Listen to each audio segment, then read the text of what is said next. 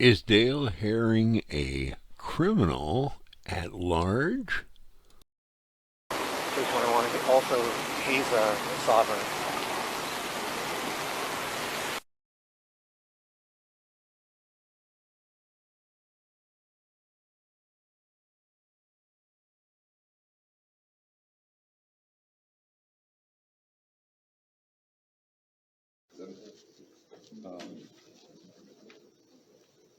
Now, the retaliation charge, is that based on something that happened post-arrest? Yes. In the back of the patrol car, he had stated to me that if I continued my actions, if I continued to do my job and proceed with the arrest, that he would take action against me. Okay. And did he say what form that action would be?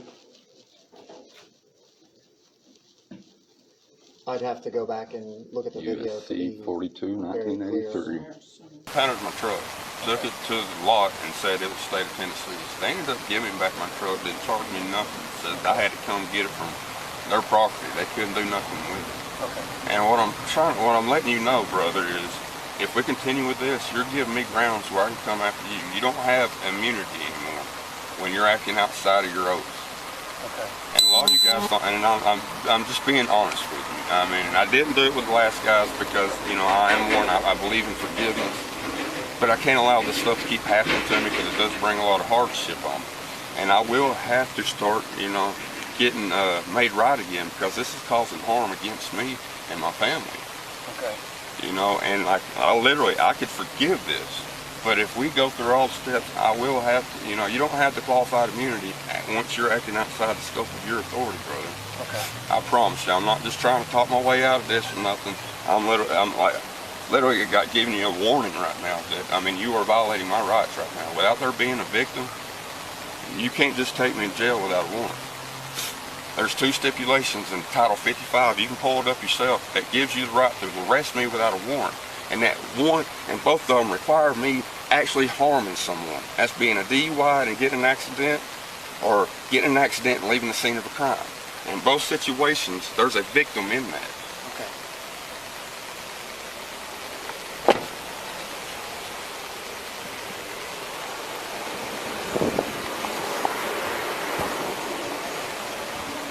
Case 101. Also, he's a sovereign.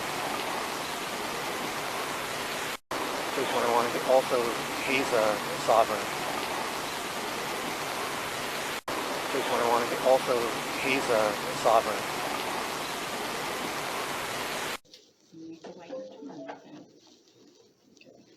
Did he quote Uniform Commercial Code or some sort of United States Code law to you at He various was. times? Yes, he was.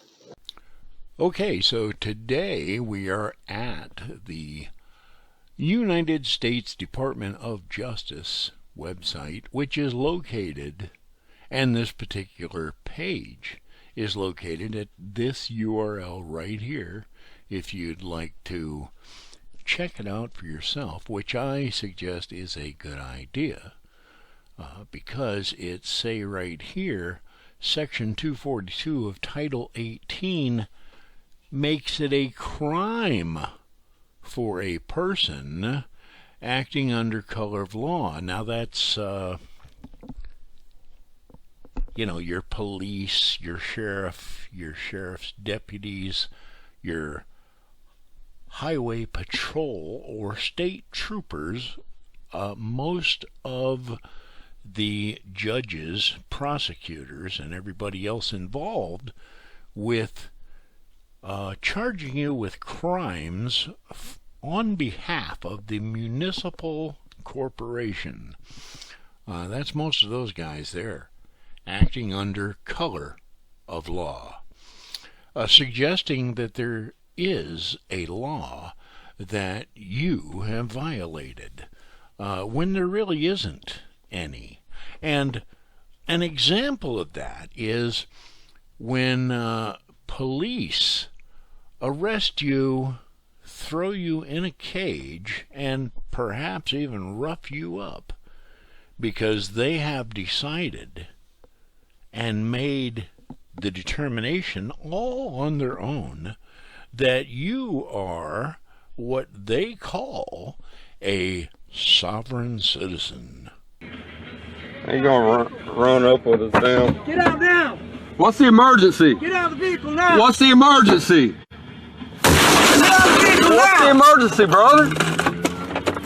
Put it in park. Get out of the vehicle What's the now! emergency? Why you jerking on me? What's the Do you problem? have any weapons on you? What's the Put problem, that cell bro? phone down. What's the emergency, brother? 221. Also, he's a sovereign. As if there's some kind of law that prohibits you from determining who you are. Okay? Which there is not. And it says right there, acts under color of law include acts not only done by federal, state, or local officials within their lawful authority, but also acts done beyond the bounds of that official's lawful authority, which most and a very great many of those acts are done outside the bounds of their lawful authority, and that is the whole point, the boundaries of their lawful authority, which you can also state as jurisdiction / authority with regard to you. Okay? And they also need to either answer you when you ask or demand to have an answer of what is their jurisdiction / authority with regard to you, or they acquiesce by not answering, and they by default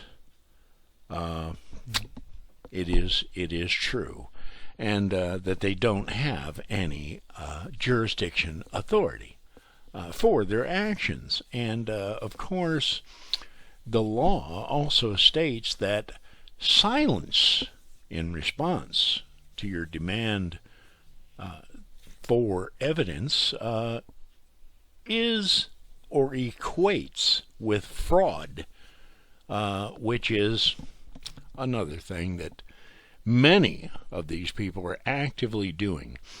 Whoever, under color of any law, statute, ordinance, regulation, or custom, willfully subjects any person in any state, territory, commonwealth, possession, or district to the deprivation of any rights, privileges, or immunities. Can you imagine that? Some of these people want to deprive you of your immunities. Well, don't really need to carry on about that.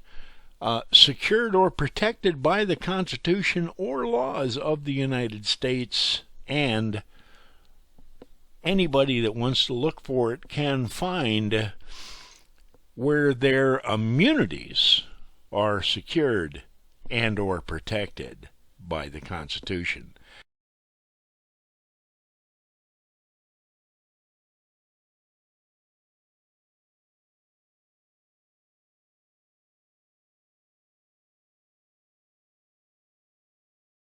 The Declaration of Independence. And of course, we're looking at a year to 2 years and maybe up to 10 years in stir for these people doing this kind of stuff, which they basically do every day of the week. But I say it's high time that it stopped, and you can put a stop to it. Thank you very much. I appreciate your time.